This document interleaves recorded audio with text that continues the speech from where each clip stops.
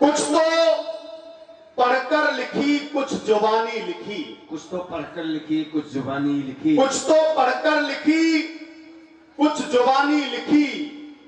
जिंदगी हमने बस पानी पानी लिखी। कुछ तो पढ़कर लिखी, कुछ जुबानी लिखी।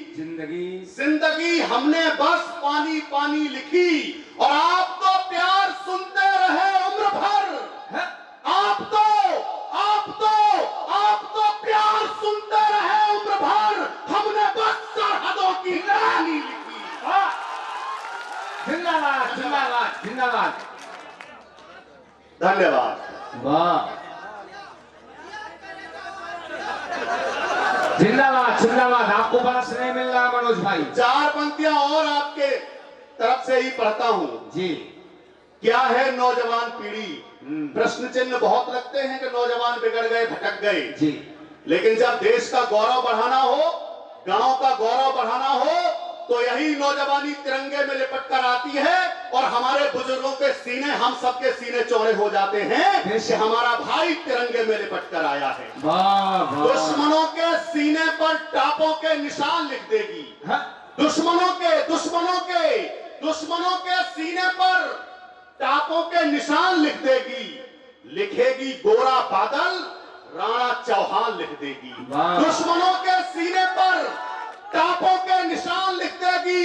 लिखेगी गोरा बादल, राणा चौहान लिख देगी। और मचलती नौजवानी अगर अपनी पे आ जाए तो जाकर पाक के संसद पे हिंदुस्तान लिख देगी। जिंदाबाद जिंदाबाद जिंदाबाद जिंदाबाद।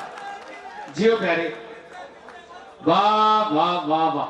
मनोज चौहान जिंदाबाद। मचलती नौजवानी ये अगर अपनी पे आ जाए तो जाकर पाक के संसद पे हिंदुस्तान लिख देगी।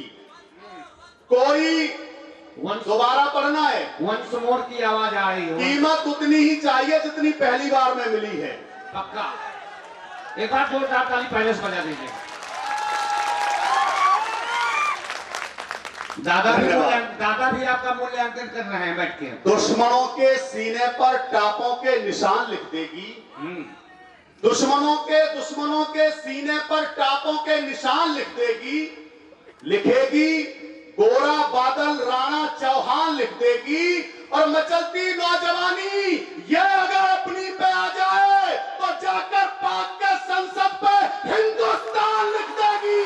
वाह वाह वाह वाह वाह वाह। जिंदाबाद। मंच से क्या संस्कार मिलते हैं। 4 पंक्तियां। स्वागत है मनोज भाई। कभी लेखनी नहीं लिखेगी चाटकारिता की भाषा। मैं यहां आया, मैंने अपने छोटे छोटे भाइयों को कविता पढ़ते हुए देखा जी। और ये संस्कार इस महाविद्यालय के हो सकते हैं कि जिस विद्यालय में वर्षों से कवि सम्मेलन हो रहा हो, वहां से कलम के सिपाही भी निकलते हैं। बेशक बेशक बेशक। श्रद्धेय प्राचार्य महोदय बैठे, आपके कदमों में, आपके चरणों में 4 पंक्तियां पढ़ता हूं। आपने हमें क्या शिक्षा दी है? कहीं ना कहीं आपने चाणक्य शिखा को खोलकर हम जैसे भाइयों, हम छोटे भाइयों जैसे मनोज चौहान जैसे कई मनोज चौहान पैदा कर दिए। मैं पढ़ता हूं। स्वागत। कभी लेखनी नहीं लिखेगी चाटुकारिता की भाषा। चाटुकारिता की भाषा। कभी लेखनी नहीं लिखेगी चाटुकारिता की भाषा। अक्षर अक्षर उगलेगा बस देश प्रेम की परिभाषा। कभी लेखनी नहीं लिखेगी चाटुकारिता की भाषा।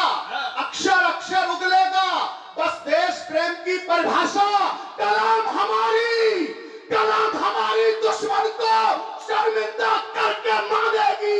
कलम हमारी भगत सिंह को जिंदा करके मानेगी। जिंदाबाद। वाह वाह वाह वाह। दुर्गेश दुर्लभ जिंदाबाद। कलम हमारी भगत सिंह को जिंदा करके मानेगी। वाह। कोई जिक्र नहीं छेड़ूंगा आतंकी आकाओं के। कोई जिक्र कोई जिक्र नहीं छेड़ूंगा आतंकी आकाओं के, यानी दीप बुझाने वाली बहसी क्रूर हवाओं के। कोई जिक्र नहीं छेड़ूंगा आतंकी आकाओं के, यानी दीप बुझाने वाली बहसी क्रूर हवाओं के। और जिसने बोए हैं धरती में, जिसने बोए है हमीद अशफाक हिंद की माटी में, कदम चरण छूंगा धोकर ऐसी, कदम पीऊंगा चरण छूंगा धोकर ऐसी वीर प्रसूता माओ की। वाह वाह वाह वाह। चरण छूंगा धोकर ऐसी वीर प्रसूता माओ के। कब और इंसान के बीच का मतलब क्या होता है साहब? सर महाराज दशरथ ने प्रभु श्री राम को वनवास दिया, वन में चले गए, मर्यादा का पालन किया। प्रभु श्री राम ने मर्यादा पुरुषोत्तम कहलाई। एक पिता ने अपने कर्तव्य का पालन किया, बेटे ने अपने कर्तव्य का पालन किया। और श्रद्धेय सांसद महोदय, एक कवि के और एक इंसान के बीच का मतलब जी। पिता ने आदेश दिया, प्रभु श्री राम वन में चले गए, मर्यादा पुरुषोत्तम कहलाए जी। लेकिन बाबा तुलसीदास ने रामचरितमानस लिखी और प्रभु श्री राम को घर घर में पूजने के योग्य बना दिया। ये कवि और इंसान के बीच का मतलब है, वे भगवान मर्यादा पुरुषोत्तम श्री राम कहलाए। और उन्हीं हमारे बाबा तुलसीदास पर प्रश्न चिन्ह लगता है। एक नेताजी खड़े होकर, जिन्हें हम नेवला प्रसाद कहते हैं, जगह जगह रामचरितमानस की प्रतियों को जलाने का काम करते हैं, फाड़ने का काम करते हैं। मनोज चौहान जैसा आपके भाई ने उसको जवाब दिया। जवाब यहाँ अम्बेडकर नगर की धरती पर विद्यालय के प्रांगण में सही उतर जाए तो मैं समर्थन मांगता हूँ नौजवान साथियों से, यहाँ पर बैठे हुए एक एक व्यक्ति से। स्वागत भैया। राम के दुश्मन सुनो गौर से, काम खास कर डालेंगे। रामचरितमानस की प्रतियों को जलाया। अखबार में मैंने एक हेडलाइन देखी, एक हेडलाइन आई, जो मुझसे टोटी चोर कहेगा मैं उनके खिलाफ कार्रवाई करूंगा। मैंने कहा नेताजी, अगर आपने कहीं यह भी कह दिया होता जो बाबा तुलसीदास का अपमान करेगा, रामचरितमानस की प्रतियों को फाड़ेगा, ऐसे नेताओं को हमारी पार्टी में रहने का अधिकार नहीं है। मुझे अच्छा लगता। मैंने जवाब दिया और संस्कार में 4 पंक्तियां सौंपी। जवाब सही लगता है तो समर्थन करना, थकान उतार देना साहब। राम के दुश्मन सुनो गौर से, काम खास कर डालेंगे। राम के दुश्मन सुनो गौर से, काम खास कर डालेंगे। तांडव करेंगे छाती पर, कुनबा उदास कर डालेंगे। तांडव करेंगे छाती पर, कुनबा उदास कर डालेंगे। परशुराम के वंशज है, ये मत समझो चुप बैठेंगे। जिस दिन फरसा उठा लिया तो सर्वनाश कर डालेंगे। जोरदार तालियां, एक बार जोरदार तालियां, जोरदार तालियां, बहुत सुंदर। धन्यवाद, धन्यवाद साहब। हिम्मत मिली, बल मिला। राम के दुश्मन सुनो गौर से, काम खास कर डालेंगे। तांडव करेंगे छाती पर, अरे कुनवा उदास कर डालेंगे। परशुराम के वंशज हैं, ये मत समझो चुप बैठेंगे। जिस दिन फरसा उठा लिया तो सर्वनाश कर डालेंगे। क्या है श्री राम? कुछ लोग श्री राम के होने का प्रमाण मांगते हैं साहब। जिनको अपने बाप दादा का नाम तक पता नहीं, वो श्री राम का प्रमाण मांगते हैं। क्या है श्री राम? संस्कार के पवित्र मंच पर खड़े होकर पढ़ने की हिम्मत जुटाता हूँ। क्या है श्री राम? पुरुषों में पुरुषोत्तम है जो मनमोहक अभिराम है। पुरुषों में पुरुषोत्तम है जो मनमोहक अभिराम है। अखिल विश्व के स्वामी हैं वे, हर विध से निष्काम है। सत्यम शिवम सुंदरम है वे, अरे नारायण सर्वोत्तम है। रमे हुए हैं जो घट घट में दशरथ नंदन राम है। क्या बात है, जोरदार तालियां। रमे हुए हैं जो घट घट में दशरथ नंदन राम है। क्या है श्री राम? वे हमारी संस्कृत के केंद्र बिंदु हैं। लेकिन युगों युगों पहले वे जितने ही प्रासंगिक थे, आने वाले युगों में वे उतने ही प्रासंगिक रहे। क्या बात है। पढ़ता हूँ। स्वागत है। राम जी हमारे गर्व गौरव समान मान। भैया निवेदन करता हूँ पंक्तियां। राम जी हमारे गर्व गौरव समान मान, राष्ट्र की पुनीत पुण्य रीति का प्रमाण है। राम जी हमारे गर्व गौरव समान मान राष्ट्र की पुनीत पुण्य रीति का प्रमाण है। नीति में निपुण गुणवान और ज्ञानवान साधना के ध्यान राम राम दीप्तिमान है। नीति में निपुण गुणवान और ज्ञानवान साधना के ध्यान राम राम दीप्तिमान है। अरे मांगते प्रमाण मेरे राम जी का जो धन, राम जी सृष्टि के कर कर विद्यमान है। भारती की भूमि को किया है स्वर्ग के समान, हिंद के निवासियों का राम स्वाभिमान है। हिंद के निवासियों का राम स्वाभिमान है। 5 अगस्त का दिन था साहब, श्री राम के महल का शिलान्यास हुआ। नीम की पहली ईंट रखी गई। एक कवि की कल्पना है सांसद महोदय, मेरा मानना है साहब के नीम की पहली ईंट रखी गई और समस्त कायनात प्रभु श्री राम के स्वागत के लिए आई होगी। किसने किस किस तरह से स्वागत किया होगा पढ़ता हूं साहब। आरती उतारे देव खड़े आज प्रभु द्वारे, दिव्यतायु जैसे चारों धाम घर आए। आरती उतारे देव खड़े आज प्रभु द्वारे, दिव्यतायु जैसे चारों धाम घर आए हैं। पावनी पुनीत धार सरयू पखारे पांव, लेती है बलैया सुख धाम घर आए। क्या बात। पावनी पुनीत धार सरयू पखारे पांव, लेती है बलैया सुख धाम घर आए हैं। अरे फूली ना समाती छाती, मातृभूमि हर्षाती। एक बेटा जब मां से दूर होता है साहब तो उसका दुख क्या होता है, एक मां से बढ़कर कोई नहीं जान सकता। और सदियां गुजारकर वो बेटा पुनः जब मां की गोद में आ जाता है तो बेटे के मिलने की खुशी क्या हो सकती है, एक मां से बढ़कर किसी और को पता नहीं हो सकती साहब।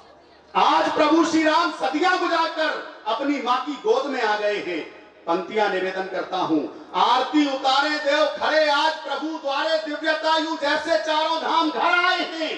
पावनी पुनीत धार सरयू पखारे पांव, लेती है बलैया सुख धाम घर आए हैं। फूली ना समाती छाती, मातृभूमि हर्षाती, गोद के खिलैया अरे अब राम घर आए हैं। सदियों की पीर भरी अखियां बहाती नीर, युगों युगों बाद मेरे राम घर आए।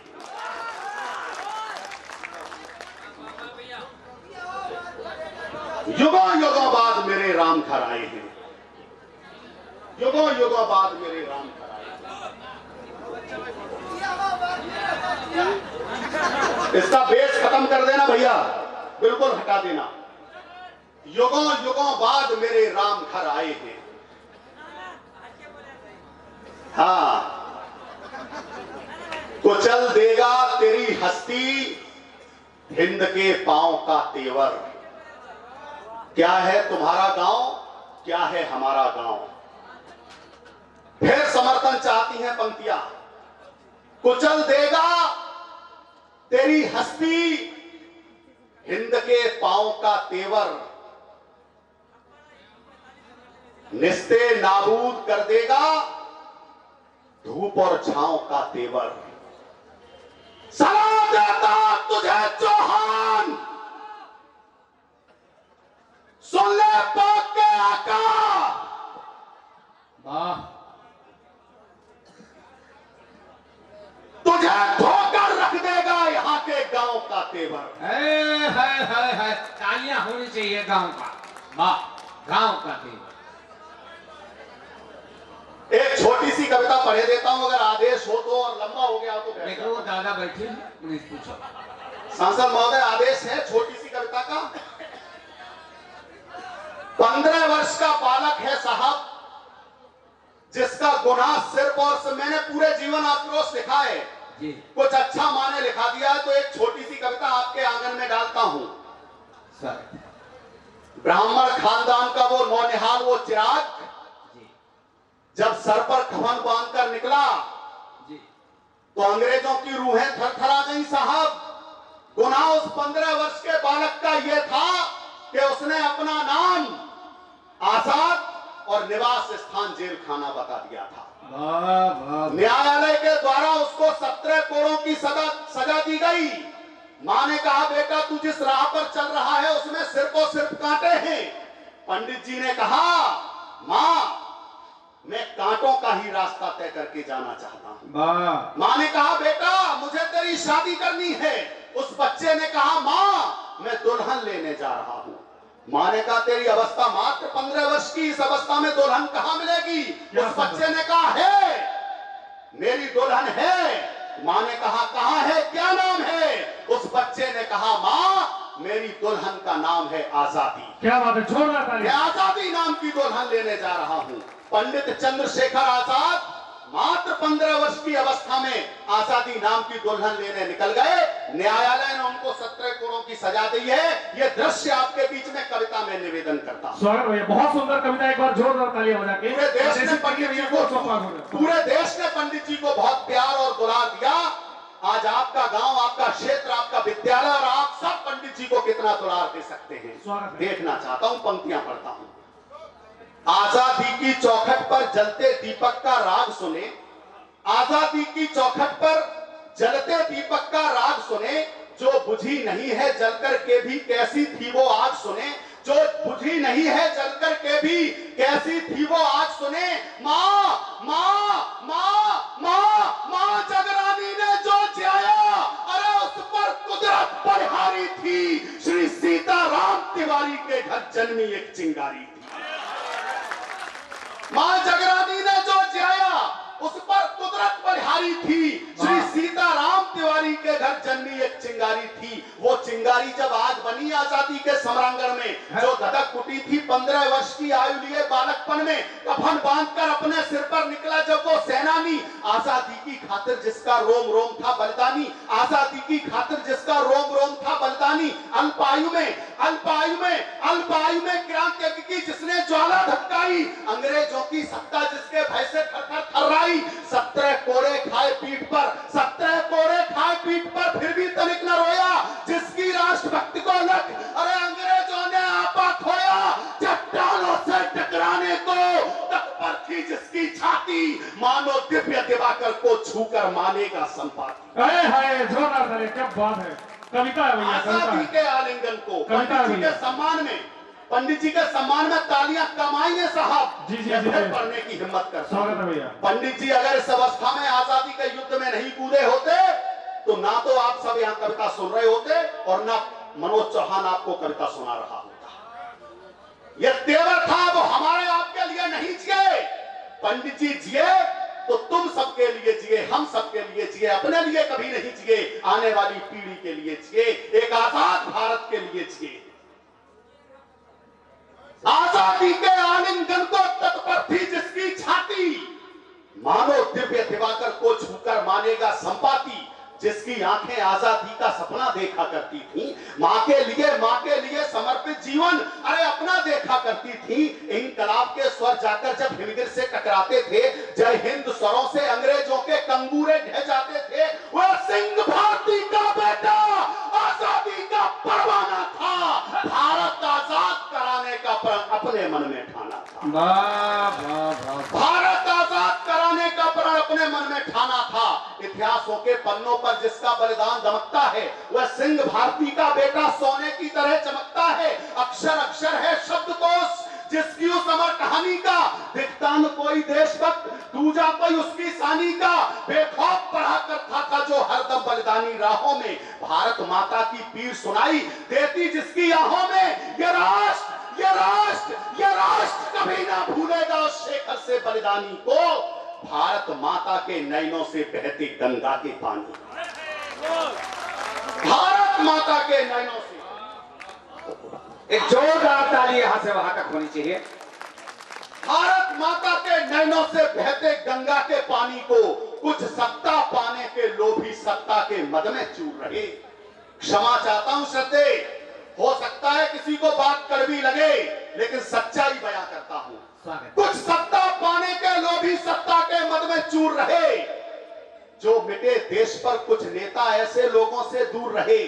एक अमुक व्यक्ति से मिलने प्रयागराज गए पंडित चंद्रशेखर आजाद, और उन्होंने कहा श्रद्धे जिन्होंने सजा सुनाई है वे आपके मित्र हैं, आप अगर कहेंगे तो उन 3 बच्चों की सजा माफ हो सकती है। सुखदेव, भगत सिंह, राजगुरु, उनकी अवस्था फांसी पर चढ़ने की नहीं है। हो सकता है वे कुछ छोटी मोटी सजा देकर मामला रफा दफा कर दें, लेकिन फांसी नहीं होगी। पंडित जी से उन अमुक व्यक्ति ने कहा जो तत्कालीन राजनीति के बड़े व्यक्ति कहे जाते थे, जो भारत आजाद होने के बाद उच्च पद पर आसीन हुए, उन्होंने कहा चंद्रशेखर तुम अल्फ्रेड पार्क में हमारा इंतजार करो, मैं कुछ व्यवस्था कर रहा हूं। व्यवस्था क्या की साहब? ध्यान केंद्रित करना इस व्यवस्था शब्द पर। ये अंग्रेज किसी के सगे नहीं रहे। जब अंग्रेज भारत छोड़कर गए तो एक पुस्तक में भी लिख कर गए, वही जिन्होंने सजा सुनाई थी उन्होंने लिखा कि मैं अपनी डाइनिंग टेबल पर बैठा नाश्ता कर रहा था, उनका एक हलकारा, एक रसोइया उनका खत लिखा हुआ मेरे पास लेकर आया, जिसमें लिखा था कि तुम्हारा शिकार अल्फ्रेड पार्क में तुम्हारा इंतजार कर रहा है। अरे वाह, यह व्यवस्था की थी साहब। और सच्चाई की चार पंक्तियां और पढ़ता हूं। राम रहीम वाले भारत की तस्वीर पुरानी बेच गए, राम रहीम वाले भारत की तस्वीर पुरानी बेच गए, शेखर सुभाष अशफाकुल्ला की हर कुर्बानी बेच गए, शेखर सुभाष अशफाकुल्ला की हर कुर्बानी बेच गए। ऊंचे ओहदे वाला तुमको कैसे मैं संबोधन दूं, राजगुरु सुखदेव भगत की आप जवानी बेच गए। राजगुरु सुखदेव भगत की अब फाइलें उजागर होने लगी हैं तो नीचे कीड़े काटने के साहब।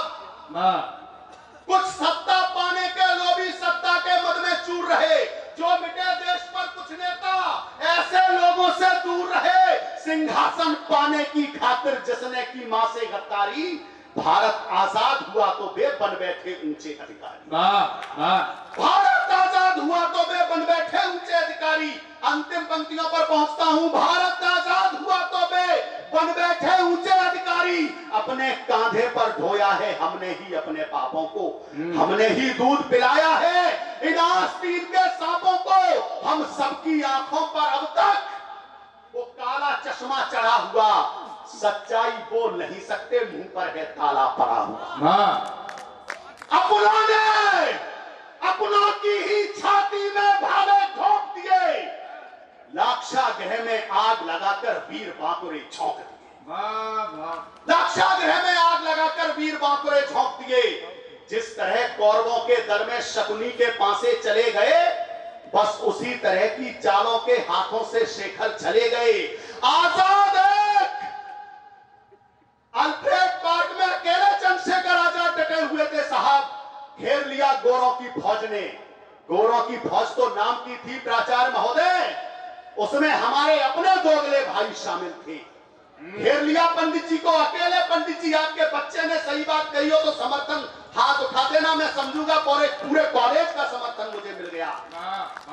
जिस तरह कौरवों के दल में शकुनी के पासे चले गए, बस उसी तरह की चालों के हाथों से शेखर चले गए। आजाद अरे गोरे ने फिर रूप सिंह सा धार लिया, पिस्तौल निकाली और पहली गोली से गोरा मार दिया। क्या पिस्तौल निकाली, बमतुल बुखारा नाम रखा था पंडित जी ने अपनी पिस्टल का, बमतुल बुखारा। और बमतुल बुखारा से जब गोली चलती थी तो अंग्रेजों की रूहें कांपती थी साहब। आजाद एक गोरे अनेक, फिर रूप सिंह सा धार लिया, पिस्तौल निकाली और पहली गोली से गोरा मार दिया। चल रही गोलियां धुआंधार, अरे करने शेखर को अंगीकार, उस शत्रु दल के दावानल से, उस शत्रु दल के दावानल से, अरे हर एक प्रयास की हुई हार। साहस असीम, साहस असीम, साहस असीम, साहस असीम, सादत सीमित। आखिर वो दौर चला आया जब खाली जेब में शेखर ने एक अंतिम गोली को पाया। एक गोली शेष बची चंद्रशेखर आजाद की जेब में साहब, एक गोली। क्या करते पंडित जी? एक गोली उनकी जेब में शेष और सामने गोरों की फौज खड़ी है। क्या करते पंडित जी? लोगों ने कहा, विद्वानों ने तर्क दिया, पंडित जी चाहते तो उस एक गोली से एक गोरे की जान ले सकते थे, लेकिन पंडित जी क्या चाहते थे साहब?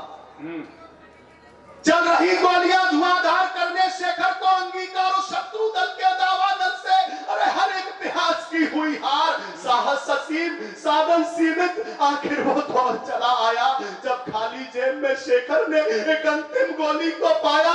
पिस्तौल, पिस्तौल, पिस्तौल, अरे पिस्तौल धरातल पर धरकर फिर शेखर ने वो काम किया। करबद्ध हुए और मां को चूमा, फिर अंतिम बार प्रणाम किया। अरे माता मिट्टी, बेटा मिट्टी, गोली को शेखर ने अपने ऊपर चला।